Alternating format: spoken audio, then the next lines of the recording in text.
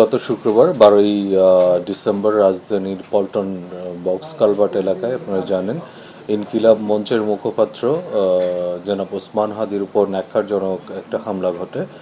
এই হামলার প্রেক্ষিতে পুলিশ দ্রুত ঘটনাস্থল পরিদর্শন করে এবং ইতিমধ্যে আমরা ঘটনাস্থলের সিসিটিভি ফুটেজ সংগ্রহ করেছি এবং সেগুলো বিশ্লেষণ করে ঘটনার সাথে জড়িতদের শনাক্ত করার কাজ আরম্ভ করেছি। ইতিপূর্বে আমরা বিভিন্ন মিডিয়ার মাধ্যমে একজনের ছবি প্রকাশ করেছি এবং তাকে গ্রেফতারের জন্য আমরা বিভিন্ন স্থানে অভিযান পরিচালনা করছি। আর এই ঘটনায় এখনো পর্যন্ত আহত ব্যক্তির পরিবারের পক্ষ থেকে কেউ থানায় অভিযোগ দায়ের করেন নাই। আমরা তদন্ত কার্যক্রমটা চলমান রেখেছি।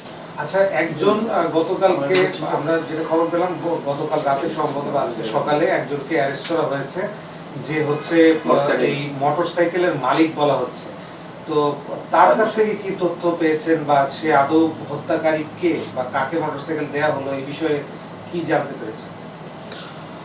এইখানে ঘটনাস্থলের আশেপাশে সিসিটিভি ফুটেজ বিশ্লেষণ করে মোহাম্মদ আব্দুল হান্নান নামে এক ব্যক্তিকে র্যাব কর্তৃক পল্টন থানায় হস্তান্তর করা হয়েছে এবং একটা মোটরসাইকেলের নাম্বার প্লেট উল্লেখ করা হয়েছে। আমরা এই বিষয়টা তদন্ত করে দেখছি তার কোনো সংশ্লিষ্টতা আছে কিনা। ভাইয়া, বিভিন্ন সময় হাদির উপরে হামলার একটা আগাম সতর্ক বার্তা ছিল এবং সে নিজেও বিভিন্ন সময় অভিযোগ করেছেন। এই হামলাটা হয়ে গেল, 44 ঘন্টা পার হয়ে গেল, এখন পর্যন্ত যে শুটার তাকে ধরতে পারলো না। এটা কি আইন শৃঙ্খলা রক্ষাকারী বাহিনীর জন্য ব্যর্থতা না, কি মনে করছে? আর এবং কেন পুরস্কার ঘোষণা করতে হবে? আইন শৃঙ্খলা রক্ষাকারী বাহিনীর দুর্বলতা জায়গাটা কোথায়? পুরস্কার ঘোষণা করাটা এটা দ্রুত যেন তাকে যেহেতু আমরা শনাক্ত করতে পেরেছি, তার ব্যাপারে যদি কোনো তথ্য থাকে সেটা সংগ্রহ করতে মানুষকে উদ্বুদ্ধ করার জন্য।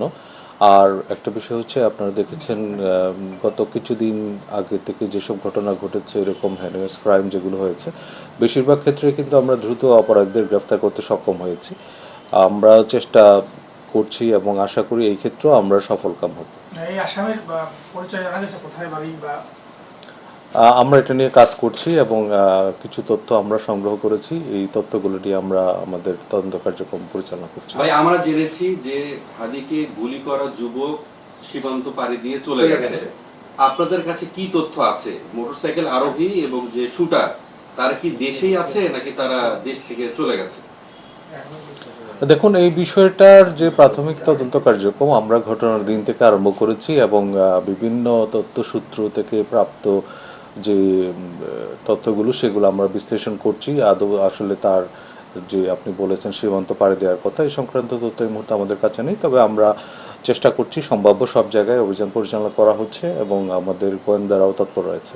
শনাক্ত যে করেছেন, তো মানে এখানে তো দুইজন ছিল, তো সেই ক্ষেত্রে দুজনকেই শনাক্ত করতে পেরেছেন না শুটারকে শনাক্ত করতে পেরেছেন? যাকেই শনাক্ত করেছেন তার সম্পর্কে যতটুকু জেনেছেন আমাদের একটু বলেন।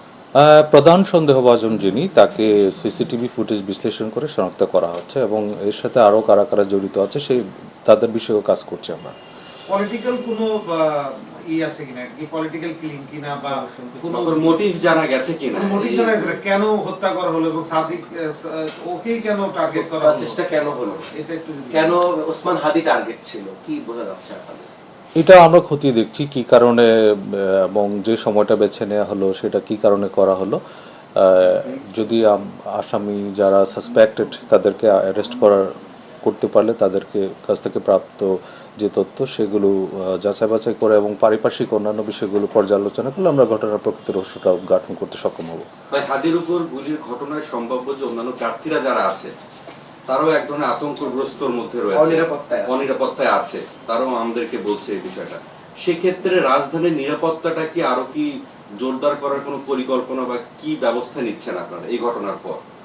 আপনারা জানেন, আসন্ন ত্রয়োদশ সাধারণ নির্বাচনকে কেন্দ্র করে ঢাকা মেট্রোপলিটন পুলিশের পক্ষ থেকে বিস্তারিত নিরাপত্তা পরিকল্পনা গ্রহণ করা হয়েছে এবং সেই অনুযায়ী আমরা কাজ করছি। আর যে নির্বাচনী পরিবেশটাকে সমুন্নত রাখা এবং নগরবাসী জানমালের নিরাপত্তা বিধানের জন্য আমরা প্রতিনিয়তই কাজ করছি। এটা একটা দুঃখজনক ঘটনা অবশ্যই। এরকম ঘটনা পুনরাবৃত্তি এড়াতে এবং নগরবাসীর যে যানবাহনের নিরাপত্তার জন্য এবং আসন্ন নির্বাচনের পরিবেশটাকে আরও একটু সুন্দর এবং সুষ্ঠু করার জন্য আমাদের প্রচেষ্টা অব্যাহত রয়েছে। ভাই টার্গেট কিলিং এর একটা ব্যাপার শোনা যাচ্ছে এবং হাদিকে সেই টার্গেট কিলিং এর অংশ হিসেবেই তাকে গুলি করা হয়েছে এমন অভিযোগ পাওয়া যাচ্ছে। এর পাশাপাশি অন্য অ্যানাদার ব্যক্তিরও নাম আসতেছে, যেমন হাসনাত, ফুয়াদ ভাই, এছাড়া আরো কিছু লোকজনের নাম আসতেছে যারা 5 আগস্টকে কেন্দ্র করে সক্রিয় ছিলেন। এ বিষয়ে আপনাদের কাছে কি তথ্য আছে এবং এদের নিরাপত্তার জন্য আপনারা আসলে বিএনপির পক্ষ থেকে কি ব্যবস্থা নিচ্ছেন?